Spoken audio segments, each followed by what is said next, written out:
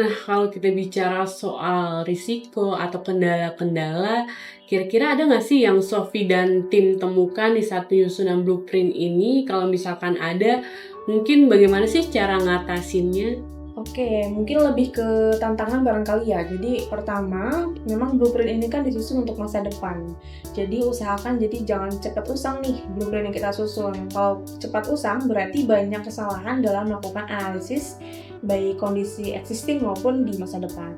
Nah, jadi kalau mau buat blueprint itu berusaha untuk bisa membuat ini relevan 3-5 tahun mendatang.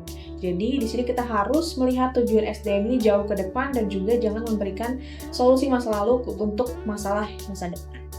Oke, kemudian tantangan kedua ini ada di top management. Jadi top management ini akan sangat penting dalam penetapan blueprint karena di sini mereka akan mengambil keputusan dan menjalankan roda organisasi. Jadi jauh sebelum menerapkan blueprint, dalam penyusunan blueprint pun setiap top management itu harus memiliki pandangan yang sama atas urgensi dari blueprint yang disusun. Kemudian tantangan yang ketiga, blueprint ini harus disusun secara holistik. Jadi harapannya dapat align juga atau dapat nyambung juga dengan strategi bisnis. Jadi dalam penyusunannya perlu ada keterlibatan penuh dari seluruh stakeholder agar bisa menggambarkan kebutuhan, tantangan, dan juga peluang dalam pengelolaan SDM perusahaan. Iya, benar sekali. So, dari tadi yang dijelasin, kayaknya ada beberapa hal penting dalam penyusunan blueprint SDM sendiri, kayak keberlangsungan jangka panjang, dukungan, dan keterlibatan manajemen. Sama juga keterkaitannya dengan strategi bisnis perusahaan secara keseluruhan.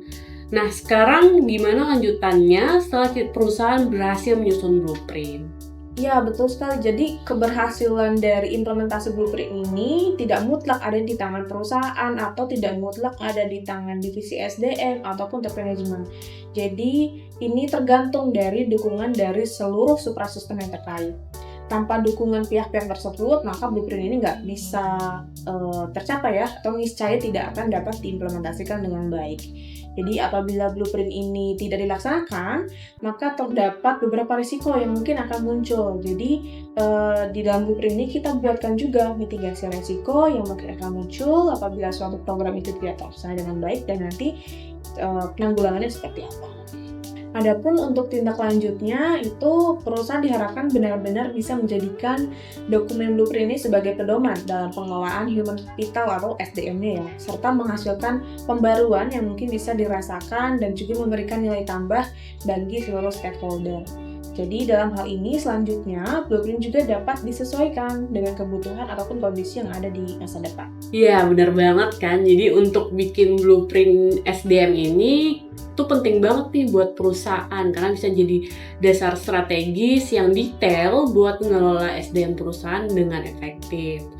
Oke, kayaknya kita udah panjang ya ngobrolnya, Sophie. Mungkin sebagai penutup, saya mau kasih poin-poin tentang pembicaraan kita tadi. Oke, jadi poin-poin yang bisa kita simpulkan dari diskusi kita kali ini antaranya yaitu yang pertama, blueprint SDM itu penting banget buat perusahaan. Tapi sebelum kita bikin blueprint, kita harus ada rencana strategis atau bisnis plan dari perusahaan kita sendiri. Poin yang kedua, begitu blueprintnya sudah jadi, jangan sampai cuma disimpan di dalam lemari.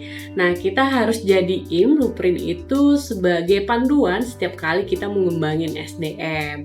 Nah, poin ketiga, kalau misalnya lagi mau mengembangkan SDM atau ada sistem baru, kita tandanya harus mengevaluasi blueprint kita itu. Nah, buat teman-teman yang pengen tahu lebih banyak tentang blueprint SDM, bisa kontak CCG ya. Sekian video kita kali ini, sampai berjumpa di video berikutnya. Thank you for watching.